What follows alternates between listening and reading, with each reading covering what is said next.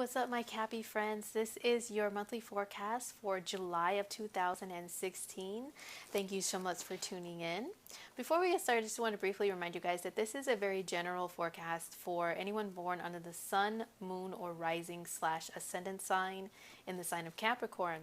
But say, for example, you are a Capricorn sun. You know you were born in December or January and you're a Capricorn. There's usually much more to you than that when it comes to astrology. You have a moon sign, you have a rising sign that may be different. So if you don't know what those are, I have posted a link or two down below to where you can obtain your free birth chart and have that interpreted.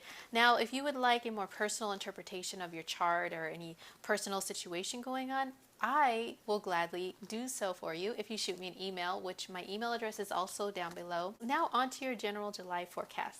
All right, my Cappies, this month, love is your biggest focus. And I know, a lot of my Cappies are all about their business, all about being a CEO, an executive, all about their success. They can be like, I am just straight married to my business. I don't care about love. But this month, love is a really big focus for you guys. If it's not love, if you're not in relationships, if you're not open to relationships, it can just be hanging out with people. You are going to have to be in people-y areas, which I know my Cappies, a lot of them like to be loners, but you are going to be relating to people a little bit more this month and having to deal with maybe some financial things as well. And really opening yourself up to either a friend, a partner, or maybe even a therapist or counselor if you have some things that come up that you really, really want to just talk to someone about that are very deep and not everyone can handle. So let's break down the month and all the planetary activity and explain why this is. All right, so your seventh house of relationships is highlighted this month, Capricorn, because the opposite sign of Capricorn is Cancer. So there's a lot of planetary activity in the sign of Cancer, beginning with the sun, which is there till the 22nd. And it's going to be shining a light in your relationship area, okay? So whether you're single or attached in whatever kind of way, you're going to be seeing your relationships a lot more clearer. Now, this can be either the good or bad. You can be noticing that maybe this person isn't the right one for you because you see all these more of these little detailed things about that person that may bother you or not just be very compatible with you. You may notice that. Or it could be the opposite. You start looking at your partner in a light that's like, you know what, I'm glad I'm with you. I see more clearly now why I'm with you, why we're in a relationship, why we work out, and I'm appreciating you a lot more right now. So you will be seeing either the good or the bad of your situation, depending upon your situation. But relationships are going to be highlighted. If you are single, you're going to be seen out there in the dating field a lot more. Even if you're not trying to, people are going to be Capricorn, let me hook you up with this person, that person. I think this person might be right for you. They're very motivated, goal-orientated, they're very successful, what have you, and I think you guys would be a perfect fit. So people might be trying to hook you up. People might be trying to hook themselves up with you, or you may be trying to hook yourself up with other people. Just saying, Capricorn. If you're not interested in dating, this can be a great time for business partnerships, and I know you guys are all about your business. So getting together, joining forces with another person one-on-one to become more powerful within a business, partnering up to come up with some very good ideas for marketing your business out there amongst people. This is a really good time. So Venus is going to be in the 7th house in Cancer until the 12th of July. So wherever Venus travels is how you will be enjoying yourself in life. So you may be enjoying yourself in your free time, hanging out with other people. It can be more one-on-one, but you might be a little more popular and people might be asking you out on dates or just to go to the movies or get some coffee or even just regular stuff. Come to my house, Capricorn, let's just hang out and talk, watch Netflix, do nothing, just being in each other's presence. I mean, can we just do that right now? So it doesn't have to be romantic, and it can just be your friends. You're a little bit more popular amongst them at this time. If you're a single Capricorn, this can be a time where you can feel a little bit more like lonely, to be honest, if you don't have someone to partner up with. So spending time with friends will definitely be a great cure for that. Or even just focusing on yourself, looking a little bit better, okay? And just a fair warning, you will be attracting people to yourself if you are focusing on how you look and how you appear to other people and how you you know, how you speak to other people, how they're perceiving you.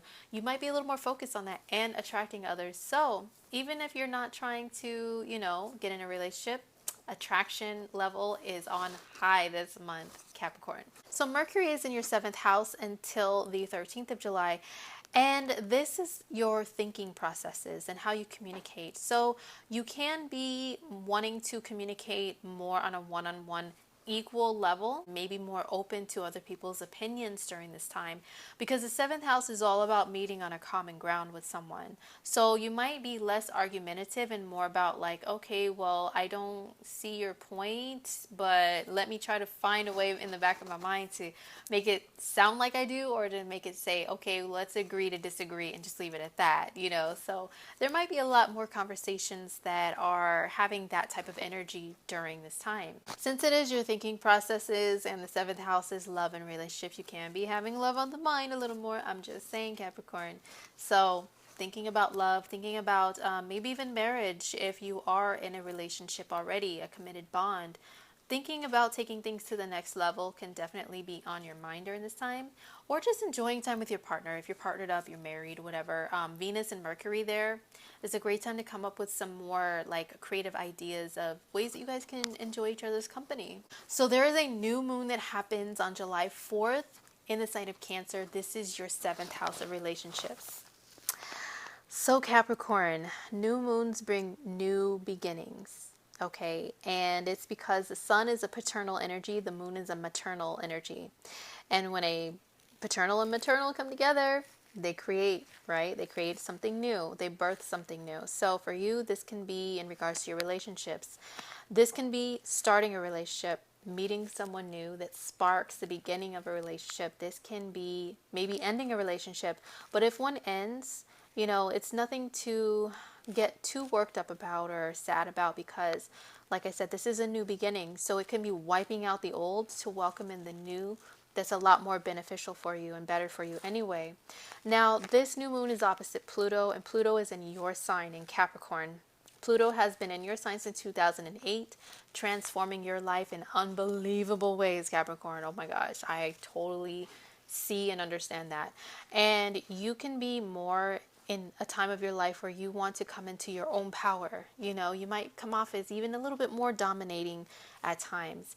And a new moon opposite your sign and your Pluto in your sign, there can be some power struggles that come up in your relationship that have to be let go of, that have to be worked out in order for you guys to have a fresh new start.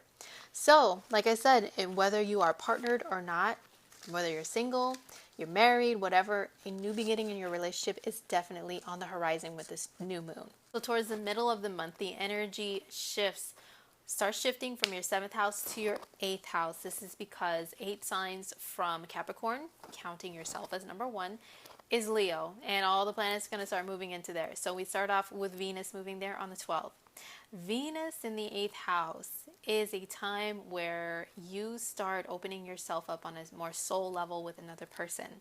And I know this can be kind of scary. You know, a lot of my Cappies are pretty private people. You don't really like to open up on a really deep, emotional, intimate level, just generally speaking about the energy of Capricorn itself.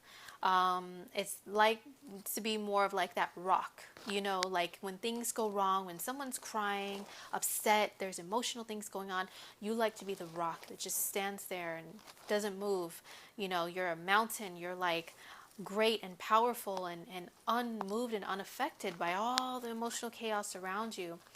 But this is a time where maybe the mountain or rock may start crumbling down a little bit. Someone may start breaking down that rough and tough exterior that you have, and maybe start opening up some really deep emotional feelings for you. So Venus in the 8th is a great time to enjoy getting to know someone on a deeper level, like way under the surface. On a negative side, Venus in the 8th house can bring out a little more of a crazy energy in someone that's a little bit more jealous, a little more possessive, just being honest. And you may start looking at your partner, if you're in a partner relationship, and wondering what it is they're really doing during their free time. Normally, Cappies don't like to concern themselves with things like that, but you may really start looking at that. And don't let that get out of control, but just allow yourself to really, really bond on a deep level and like peel away those layers that maybe you guys may have, and the mask, the layers, they all come off, honey, and you guys are really seeing each other just raw. Okay, so Mercury moves into Leo in your 8th house on July 13th, and wherever Mercury travels, your mind is more fixated on those areas of life, and your thinking is really thinking about those things. So this is thinking about intimate partnerships. If you're not in an intimate bond of any sort, relationships or anything, or even if you are, what your mind can be going back to is maybe some experience in your life that was maybe traumatic or maybe very, very life-changing. Okay, you can be thinking about those things. Memories will come back. A lot of times when people have Mercury transit their 8th house, they have messages that come to them from beyond, from people that have passed on, that are very important. Or they could just have those people on their mind and be a little more sensitive about that stuff at this time. So just letting you know that's honestly something that can happen with Mercury in the 8th. But Mercury is a manager and an organizer. He likes to get things in order and say, okay, let's do this, this, this, this. He keeps your mind active and busy, like a busybody energy. So the 8th house is also joint finances. So you can be looking at your joint finances and figuring out what needs to stay, what needs to go, coming up with some plans for you guys to really capitalize, really profit, really earn more money if you're in a business partnership especially, or if you are in a romantic partnership and you guys share your resources. You may have some things that need to be gone over. You know, you need to break down your budget and what you guys spend, what you guys earn together. You may open a bank account together, or at least talk about doing things like that. Look at your insurances that you have, life insurance policies, alimony or child support if that's involved anywhere in a relationship. Those things will be gone over at this time as well. So that is with Mercury in your 8th house. The sun moves into your 8th house on July 22nd. So he shines a light into this dark area, the deep subconscious mind of the 8th house. It's like a lot of things that you keep hidden and stashed away are the 8th house. Okay, so you can have repressed anger, repressed emotions and feelings, like repressed passion that you have for someone or something in life. You may stash it back there. That's the 8th house. So when the sun is there, it's like la la la, shining a flashlight. Hey, what's going on in here? What's this over here? Oh, this needs to be worked on. Oh, this really needs to come out to the surface now. It's been hanging out, festering for too long, and I think it just needs to be like cleared out of my life. So this can be getting rid of old fears that you have, any old anything, transforming yourself. This can be also like old relationship stuff that was left behind, whether in the physical form or subconscious. This is a time to really work on getting that stuff out of your life, because things have energy. Even physical items, they carry energy. Okay, so if you have stuff like that hanging around, this is a great time to get that stuff out of your life. Take it to Goodwill, burn it, whatever you decide to do, Capricorn. But also, yeah, experiences in your mind. Maybe talk with a counselor, or maybe talk with, a spiritual advisor or a life coach, anybody that you trust, a therapist. If any type of experiences that were very emotional and very deep that you hid away start like coming up and, kind of distracting you from doing life properly, yeah, get that stuff out and get healed from it. So my Capricorns, Uranus goes retrograde this month, and it's in the sign of Aries, which is your 4th house of home and family. This happens on the 29th of July that it starts, and it's going to be retrograde for several months. Now, retrogrades are going back over things, and Uranus is like quick decisions, sudden flashes of insight. It's very like, it rules like technology, it rules things that just happen that are unexpected.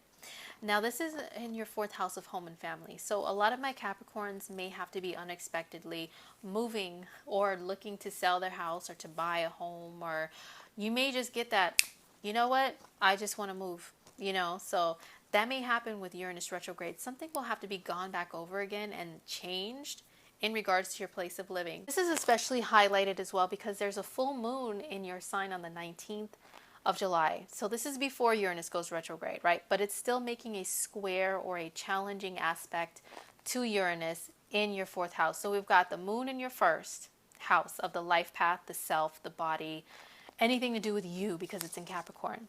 And it's opposing the sun in your 7th house, which is relationships with other people. And it's squaring Uranus down here in your house of home and family. So maybe there's a situation where you're in a relationship and you want to move and maybe the other person doesn't. Well, final decision is going to suddenly bring about a change, okay? Because the full moon brings about final decisions. It brings things to a close. So, final decisions in regards to moving, but they may have to change. You may make a decision and be like, you know what? This is what I want to do. I want to move.